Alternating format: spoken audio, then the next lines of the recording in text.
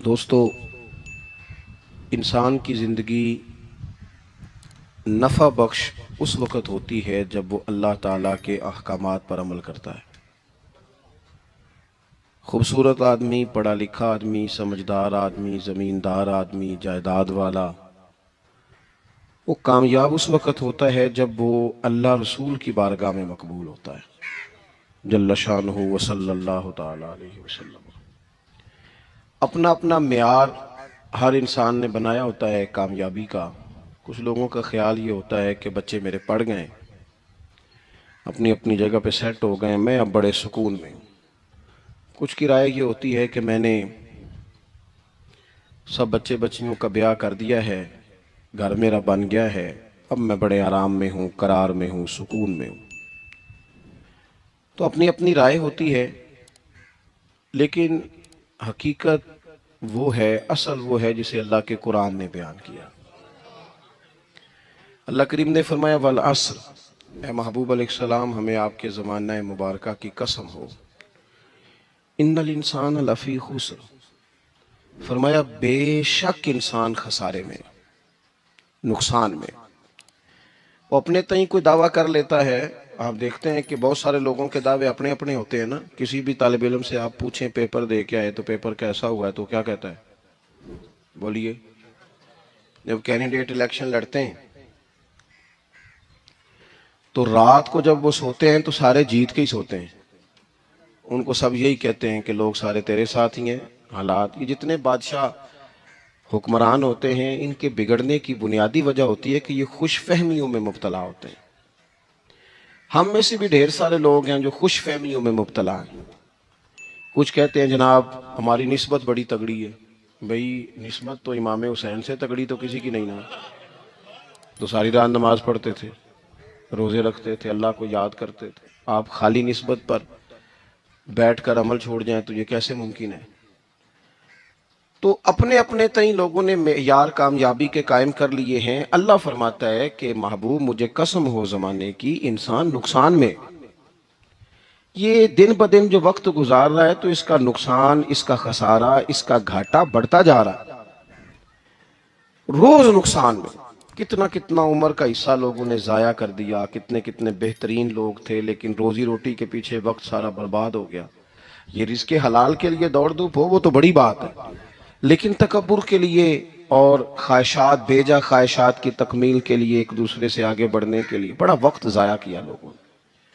अच्छा, कोई भी नहीं जीता, खानदानों में भी कोई नहीं जीता, बरादरियों में भी कोई नहीं जीता, पर लड़ाई सारी जिंदगी की है। मैंने आगे गुजरना है, मैंने आगे, हालांकि कोई किसी को जीतने देता ही नहीं। तो अपने अपने तई लोगों ने मेयार कायम किए कामयाबी के। अल्लाह फरमाते हैं बेशक इंसान नुकसान में है, लेकिन जिसमें चार खूबियां पाई जाएं, इधर देखो मेरी तरफ, जिसमें चार खूबियां पाई जाएं, अल्लाह का कुरान कहता है वो बंदा कामयाब हो जाता है। चार खूबियां उसके अंदर हो। कौन कौन सी? इल्लल्लज़ीना आमनू, सब नुकसान में नहीं सिवाय उन लोगों के जो ईमान लाए। सबसे पहले क्या करे? ईमान हो उसके पास, मजबूत ईमान। वामिलुस सालिहात, और ईमान भी लाए और नेक काम भी करे। और सिर्फ नेक काम ना करे, वतवासौ बिल हक, लोगों को हक बात की नसीहत भी करे। और जाहिर है सच बोलेगा, हक बोलेगा तो बड़े लोगों के मुफादात को ठेस पहुंचेगी, कुछ लोगों को तकलीफ भी होगी। तो अब जब तकलीफ होगी तो फिर मुसीबत भी आएगी। तो अगर हक बात कहनी है तो फिर क्या करे? वतवासौ बिस्सब्र, पर एक दूसरे को सब्र की भी वसीयत करे। चार चीजें पाई जाएं, ईमान, आमाल सालेहा, हक की नसीहत, उस रास्ते में आने वाली तकलीफ पर सब्र। अगर ये चार चीजें मुयस्सर आती हैं तो अल्लाह का कुरान कहता है बंदा कामयाब है। और अगर ये चार चीजें नहीं तो फिर कोई बंदा जितना मर्जी दावा करे, जितना मर्जी शोर करे, जितना मर्जी ऐलान करे, वो कामयाब हो सकता। सबसे पहले तो अपना ईमान पक्का करें। ये जो कच्ची पक्की बातें करते हैं ना लोग, भाई मुसलमान जो होता है ना, मुसलमान वो लवारस नहीं होता, वो वारस वाला होता है। उसका रब हर वक्त अपनी रहमत से उसकी हिफाजत करता है। मुसलमान हर वक्त नबी पाक अलैहिस्सलाम की निगाह करम में रहता है।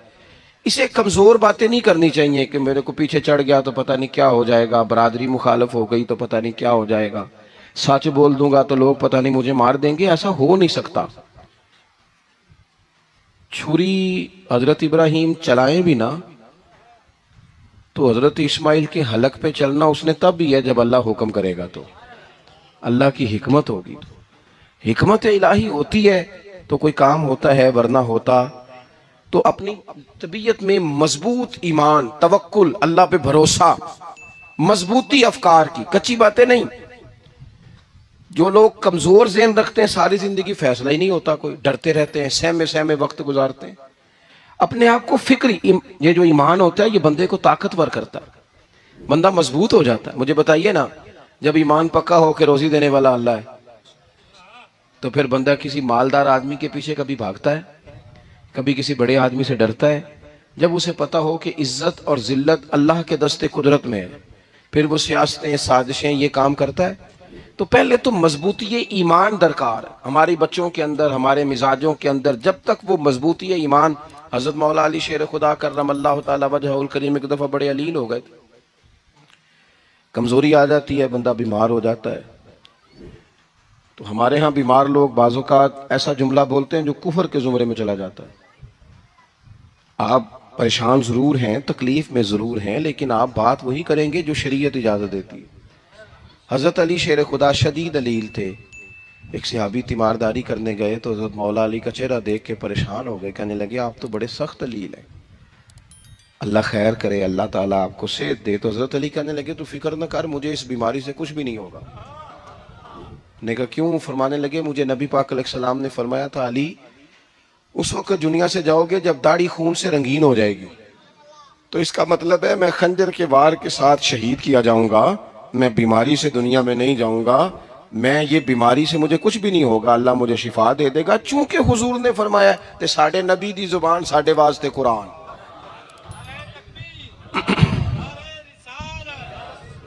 तो सबसे पहले तो अपने ईमान के अंदर, तवक्कुल के अंदर मजबूती पैदा करें। मुसलमान देखो ना, नमाज पढ़ने से रोजी में बरकत होती है कि नहीं? वैसे जो चुप है उनकी भी होती है कि नहीं? नमाज पढ़ने से रोजी में बरकत है, तो फिर इसका मतलब ये है कि जब टाइम आए ना नमाज का, तो गाहक जितने मर्जी खड़े हों फिर दुकान बंद करनी चाहिए, फिर नमाज पढ़नी चाहिए, क्योंकि रोजी तो अल्लाह ने देनी है, गाहकों ने तो देनी। तो सबसे पहले जरूरी है मजबूती ईमान। मेरी तरफ देखें जी, आप वीडियो जरूर बनाएं पर मेरी तरफ भी तो देखें ना जी, अल्लाह आपको खुश रखे। मोबाइल अल्लाह तो महंगे महंगे देवे, पर सारी दिहाड़ी ये काम तो नहीं ना करूँ। आप बनाएं जरूर, मैं वीडियो बनाने से मना नहीं करता, सारे बनाएं बेशक, पर देखें मेरी तरफ, मेरी बात पर गौर करें। दोस्तों, मजबूती ईमान, तवक्कुल, अल्लाह की जात पर भरोसा। आप कभी मैदान करबला का पूरा नक्शा अपने सामने रखें ना, पूरा नक्शा। दो चीजें हैं, इमाम हुसैन को नजर आ रहा है अब शहादत हो जाएगी, इतनी बड़ी फौज आई है, खुदा की हिकमत के तकाजे समझ में आ रहे हैं, हालात क्या होंगे समझ आ रही, पर एक लम्हे के लिए भी उनका तवक्कुल कमजोर नहीं हुआ।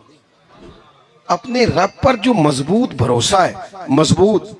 सैयदा तैयबा ताहिरा हजरत फातिमा ज़हरा रदी अल्लाह ताला अन्हा ना ऊंट के बालों की बनी हुई चादर ओढ़कर चक्की पीस रही थी। यहाँ बीबियां बड़ा रोती हैं, गरीबी बड़ी है, बड़ी गरीबी है। हालांकि अब कौन बंदा पेबंद वाले कपड़े पहनता है जी, दौर ही गुजर गया। अब तो बड़ी मुश्किल से वो लोग मिलते हैं जो जूता टूट जाए तो गांठ के पहने, वरना तो नए जूते आ जाते हैं। हजरत सैयदा पाक ऊंट के बालों की बनी हुई चादर ओढ़ के चक्की पीस रही थी। तो नबी पाक सल्लल्लाहु अलैहि वसल्लम ने देखा, आंखों में आंसू जरूर आए, पर महबूब ने फरमाया फातिमा दुनिया में थोड़ी सी तकलीफ बर्दाश्त करो, कयामत की सारी इज्जत अल्लाह आपको ही अता फरमाएगा। तो तवक्कुल की मजबूती, अल्लाह की जात पर भरोसा, अपने रब करीम के साथ उम्मीदों का वाबस्ता करना, इससे मजबूती आएगी। दूसरा फरमाया वामिलुस सालिहात, बेहतरीन अमल किया जाए जिंदगी में, नेक अमाल किए जाए, वक्त जाया ना किया जाए। हर वक्त कोई ना कोई काम बंदा करता रहे। यहाँ बहुत सारे लोग हैं जिनको लोग नेक कहना शुरू कर देते हैं ना, वो समझ लेते हैं शायद हम सच्ची मुची नेक हैं। लोग जो कहते हैं हजरत साहब किबला, पीर साहब किबला, मैं ये तालिब इल्मों को, दोस्तों को, बल्कि अपने आप को भी कई दफा कहता रहता हूँ, अपने आप को समझाता हूँ कि ये लोग तुझे कह रहे हैं हजरत साहब, ये तो रात को तो अपने आप से पूछना, अपने रब से पूछ। कभी मौका मिले तो अपनी गिरेबान में झांक, गौर करके तेरी कैफियत क्या है। तन्हाई में तेरा दिल अल्लाह से जुड़ता है कि नहीं, इबादत में दिल लगता है कि नहीं, खुदा का खौफ दिल में रहता है कि नहीं, गरीब की मोहब्बत, अजीजों कुर्बत वालों का एहसास तबीयत में मौजूद रहता है कि नहीं। वैसे तो मेरा मतलब है, लोग कह देते हाजी साहब आप बड़े सखी हैं, तो इससे तो नहीं ना बंदे ने सखी होना। सखी तो तब होना है जब अल्लाह की बारगाह में मकबूल हो। आमाले सालेहा, नेक काम, और वो करता रहे बंदा, कोई भी काम उसे नेकी का मिल जाए ना। देखो नबी पाक सल्लल्लाहु ताला अलैहि वसल्लम ने फरमाया नेकी को कभी हकीर नहीं समझना, कभी हिकारत से नहीं नेकी करनी कि ये बड़ी छोटी है तो मैं इसको करूं। अब फरमाया कभी हकीर ना समझना, नेकी का काम जो भी मिले कर देना। फरमाया अगर भाई से मुस्कुरा के मिलोगे भी ना तो इस पर भी अल्लाह तुम्हें सदके का सवाब अता करेगा। हम तो उस दिन से के मानने वाले हैं जो कहते हैं तू गली से रोड़ा उठा दे, कांटा उठा दे, किसी की तकलीफ दूर कर दे, किसी पर गुंजाइश कर दे, किसी के लिए आसानी कर दे, जो भी खैर का काम मुयस्सर आए पूरे दिन में उसे छोड़े नहीं। सुबह घर से निकले, वो एक सहाबी थे, गालिबन ताबी थे, तो बाजार जाते अपने गुलाम के साथ, तो सारा बाजार घूम के वापस आ गए। खादिम ने कहा जनाब को ना कोई खरीदा ना कुछ बेचा, तो आप सारा बाजार घूम के आ गए। फरमाने लगे तेरा क्या ख्याल है, मैंने कुछ भी नहीं किया। कहा जनाब फिर क्या किया है। फरमाने लगे तुमने देखा है जो बंदा भी गुजरा है मैंने उसको कहा अस्सलाम वालेकुम, तो कितनी को नेकियां मैं जमा करके आ गया हूं। कोई खैर जो मुयस्सर आए, हम समझते हैं कि शायद कोई करोड़ को रुपया होगा तो पूरी मस्जिद बनाऊंगा तो फिर मैंने नेकी कर दी, शायद जनाब मैं, हालांकि ये छोटे छोटे काम है ना, छोटे छोटे काम, इनसे तो इनकी तो ज्यादा जरूरत होती है, इनकी तो ज्यादा हाजत होती है। कोई आप रास्ते में गुजर रहे हैं तो नीचे कोई खड्डा बना हुआ है, तो उस पर हम क्या करते हैं, गाड़ी में बैठ के तबसरा करते हैं, ए रोड खोरे कदों बनना है भाई, ये खड्डा है ना, तो आप नीचे उतरे ना, तो आप धाबड़ा ले ना, कई पकड़े ना, ये तो 5 मिनट का काम है, यहाँ आसानी कर देना, आप इसमें गुंजाइश कर दें। हुजूर सैयद आलम अलैहिस्सलाम ने फरमाया, इमाम राजी ने हदीस लिखी है, कयामत के दिन एक बंदे को अल्लाह माफ करेगा तो मालिक, वो बंदा अर्ज करेगा या अल्लाह मैं तो बड़ा गुनहगार हूँ, किस वजह से माफी हुई। फरमाया रात के वक्त तू गुजर रहा था, तेरे पैर से रोड़ा टकराया था, तूने उठाया इधर उधर देख के कि कोई अल्लाह के किसी बंदे को तकलीफ ना हो जाए। कहा मालिक हो वो तो मैंने, जमाना बीत गया, कोई इतनी बड़ी बात भी नहीं समझी। तो रब करीम ने फरमाया तो रात के अंधेरों में भी मेरे बंदों का ख्याल रखता था, तो मैं तेरा ख्याल ना करूं। कोई अमल हमारे यहाँ लोग कोई काम नहीं करते, बिल्कुल नहीं, कोई काम नहीं, ना बड़े ना छोटे ना समझदार ना अनपढ़, कुछ भी नहीं। नशिस्तन गुफ्तन बरखास्तन, बैठो राज के गप्पे मारो, तबसरे करो, फलाना कुछ नहीं कर रहा, फलाना कुछ नहीं कर रहा, उसके बाद उठ के चले जाओ। कुछ करें, वामिलुस सालिहात, नेकियां जमा करें जिंदगी में, खजाना बनाए, खजाना, अपनी ड्यूटियां अपनी जिम्मेदारियां पूरी करें, हर वक्त काम, हर वक्त जिम्मेदारी, हर वक्त ड्यूटी। देखे ना इमाम हसन और हुसैन, इनकी आप कभी जिंदगी का मुताला करें, फर्ज नमाज के अलावा 100 रकत नमाज नफल रोज पढ़नी है, पता करना है गरीब कहाँ कहाँ है, उनका ख्याल रखना है, और नीरे पैसे नहीं देने। हमारे यहाँ लोग गरीबों को पैसे जरूर देते हैं, इज्जत नहीं देते, उनको 4 पैसे की मदद जरूर कर देते हैं पर इज्जत नफ्स का ख्याल नहीं रखते। इमाम ज़ैनुल आबिदीन रदी अल्लाह ताला अन्हु फरमाते हैं, गुजर रहे थे, आप देखें ना, इमाम गजाली हदीस लाए हैं कि बंदा और कुछ ना करे, किसी मोमिन का दिल राजी कर दे तो अल्लाह 60 साल की नफली इबादत का सवाब अता करता है। दिल बदस्तावर के हज अकबर अस्त, अज हजारा का यक दिल बेहतरस्त। किसी का दिल खुश कर देना, उसको राहत दे देना, उसको करार दे देना, उसके लिए कोई ऐसा सामान कर देना कि बंदा मुतमईन हो जाए, सुकून हो जाए। ये हमारे यहाँ जो लोग होते हैं ना, सरकारी मुलाजिमीन, ड्यूटियों वाले, इनकी तबीयतों में तलखी होती है। ये अगर सिर्फ प्यार करने लग जाए ना, मैं कुछ मेडिकल से वाबस्ता लोग मेरे अहबाब में से हैं, तो मैं उनसे कहता हूं कि शिफा तो अल्लाह ने देनी है, चलो तुम दवाई तो आज के दिया करो ना, तुम आने वाले की बात तो तवज्जो से सुनो। वो बेचारा अपनी बात, हमारे एक बुजुर्ग थे तो तावीज़ लिखा करते थे, बड़े आलिम थे। मुझे कुछ थोड़ी सी ना मेरे दिल में उनके बारे में खफगी रहती थी कि आप इतने बड़े आलिम हैं, आप किताब लिखें, आप तवीज़ लिख रहे हैं, और फिर लोगों ने कमाई करनी होती है, आप तो मुफ्त देते हैं सारा कुछ, इतनी लंबी ड्यूटी, सारा दिन बैठे रहते हैं आप और लिखते तवीज़ हैं, पढ़ाएं आप। मैंने एक दिन उनसे गुजारिश की, मैंने कहा शेख आप बड़े आदमी हैं, जिन लोगों को अल्लाह ने रसूख फिल इल्म अता फरमाया होता है उनमें से आप हैं। अल्लाह ने आपको पुख्तगी दी है इल्म में, शौरी आलिम में, आप सारा दिन तावीज़। फरमाने लगे यार मैं तावीज़ नहीं लिखता, असल मसला ये है कि जो तवीज़ लेने आता है वो अपना सारा दुख सुनाता है, तो मैं तवीज़ नहीं लिखता, मैं ना बस लोगों के कलेजे ठंडे करता हूँ। मैं किसी का, अब तो बच्चों के पास टाइम ही नहीं, वो तो अब्बा का दुख नहीं सुनते, बिल्कुल नहीं। वो तो ढूंढते हैं कोई कोना मिले तो जाके मोबाइल देखे, तो बैठते ही नहीं। अम्मा कह रही होती है कि पुत्र को 10 मिनट मेरे पास भी बैठा कर, लेकिन पुत्र मसरूफ बड़ा है, वीडियो चढ़ानी है उसने, टिकटॉक बनाना है उसने नई तस्वीर चढ़ानी है। हम उलझ गए। ये चीज़ें इंसान को नफसियाती तौर पर कमज़ोर कर देती हैं। जो लोग ज़्यादा ये काम करते हैं उनके हाफ़ज़े कमज़ोर हो जाते हैं, वो उलझ जाते हैं, उन्हें पता नहीं होता रात मैंने क्या कहा था, सुबह मैं क्या कह रहा हूँ। हर वक्त नहीं, ज़रूरत के वक्त, हर टाइम नहीं, मखसूस औकात में। हज़रत इमाम ज़ैनुल आबिदीन रज़ी अल्लाह तआला अन्हु फरमाने लगे, हम गुजर रहे थे, इमाम हुसैन साथ थे, तो रास्ते में ना कुछ गुरबा, गरीब लोग बैठ के खाना खा रहे थे। कहते हमारी उन पर नजर पड़ी, तो उन्होंने हजरत इमाम हुसैन रज़ी अल्लाह तआला अन्हु से कहा हुजूर आइए तशरीफ लाइए, खाना खाइए। वो जरूरी नहीं होता आपको सबका खाना पसंद ही आए, टेस्ट अपने अपने होते हैं, ये जरूरी तो नहीं। खाना पसंद ना भी आए तो दिल तो फिर भी राजी रखना चाहिए ना। कुर्बान जाए, नबी पाक ने किस तरह हमारी तरबियत की। हजरत आयशा सिद्दीक़ा रज़ी अल्लाह तआला अन्हा फरमाती हैं, करीम महबूब का मैंने ये तरीका देखा कि अगर खाना ना पसंद होता तो छोड़ देते, पर कभी उसमें से नुक्स ना निकालते, ऐब जो ही ना करते। गर्मी के मौसम में खड़ी है बेचारी खातून, और कितनी मुशक्कत से उसने खाना बनाया, और कितनी गर्मी से ये चूल्हे के सामने, लेकिन साहब वो खाना रखा है तो वो कहते हैं ये तू की पकाया है, वो खाने वाली चीज़ है भाई, इस तरह करना, अब जो अगली हंडी है वो तू पका, आ ना तू खड़ा हो, ये पता चले ये काम कितनी मुशक्कत का है।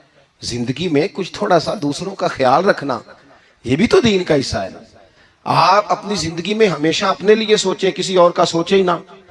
तो मेरे अजीज याद रखेंगे आप, इमाम ज़ैनुल आबिदीन कहते हैं नबी पाक सल्लल्लाहु तआला अलैहि वसल्लम ने ना हजरत इमाम अली मकाम की, इमाम हसन और हुसैन की इस तरह से कुछ तरबियत फरमाई थी कि गरीब परवरी उनके अंदर रच बस गई थी, मिजाज बन गया था।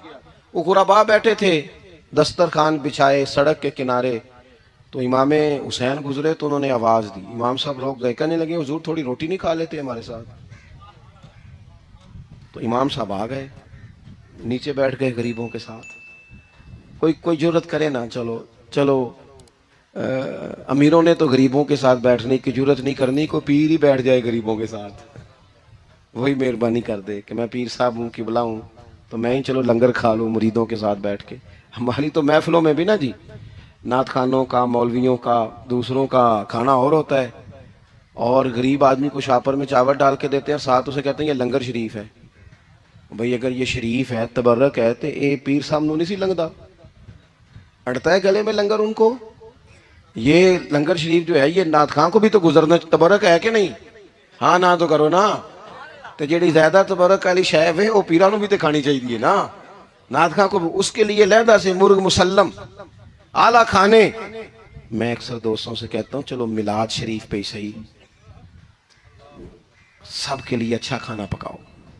चलो जिस गरीबों के बच्चों को, बेचारों को सारा साल वो बोटियों के लिए लड़ते हैं, तुम मिलाद पे अच्छी रोटी पका दो, तो बच्चा जब खाएगा ना बहुत सारियां बोटियां और चावल, और अपने अब्बा से पूछेगा कि अब्बा जी आज की गल है, बड़ा गोश्त पे लब्ध है, तो हो सकता है गरीब बाप रो ही पड़े और उसे कहे पुत्र तो आज राज राज के खाज साढ़े नबी पाक दा मिलाद शरीफ है।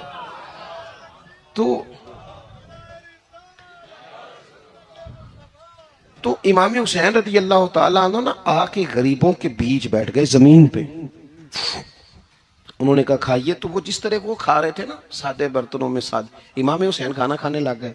मैंने कहा खैर का काम कोई भी मिले उसे जाया, चलो और कुछ नहीं कर सकते थे, किसी को सड़क ही पार करा देना बीना को, चलो और कुछ नहीं कर सकते, तो आपको पता है कि सामने वाला बोझ लेके गुजर रहा है, आप थोड़ा सा हट जाए रोड से, उसे गुजर लेने दें। कोई तो काम जिंदगी में, कोई इरादा तो खैर का बंदा करे।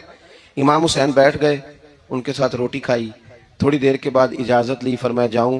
कहने लगे हुजूर और खाइए। फरमाने लगे मैं तो अभी रोटी खा के आया था और आज तक ऐसा नहीं हुआ कि दोबारा खाना खाऊं। एक लुकमे की भूख नहीं थी, जितना भी खाया है ना ये तुम्हारा दिल खुश करने के लिए खाया है। गुरबा मसाकिन की वामिलुस सालिहात, ईमानदार बंदा ईमानदारों जैसे काम करता ही अच्छा लगता है।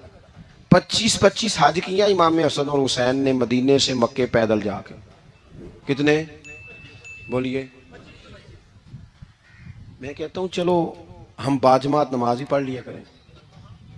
चलें, हुजूर सल्लल्लाहु अलैहि वसल्लम ने फरमाया फजर की नमाज पढ़ के बैठ जाओ, इशराक चाश तक अल्लाह का जिक्र करो, 2 नफल इशराक के 2 चाश्त के पढ़ लो, अल्लाह 2 हज और 2 उम्रे का सवाब अता कर देगा।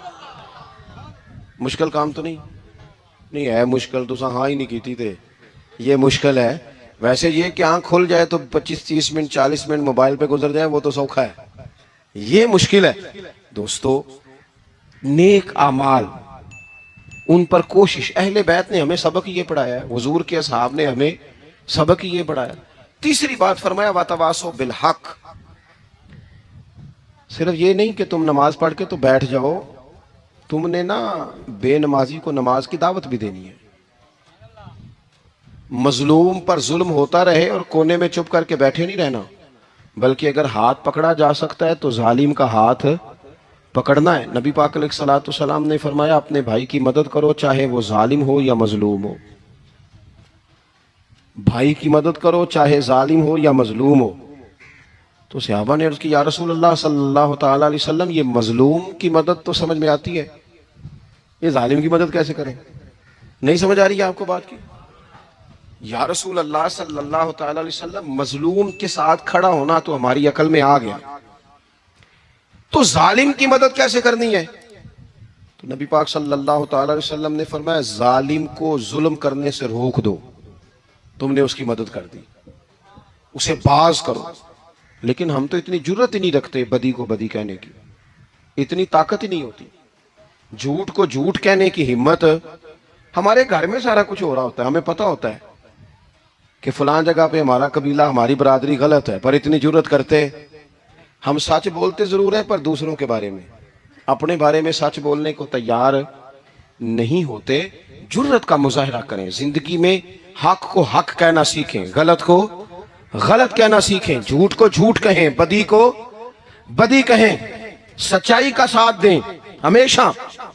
हमने जब तक देखो ना, जुल्म होता रहे, ज्यादती होती रहे, अपना दरवाजा अंदर से बंद कर लो, पुत्र बाहर ना जाना। क्यों जी? बाहर उस पे जुल्म हो रहा है, उनके घर आग लगी है, को हमारे घर तो नहीं ना लगी।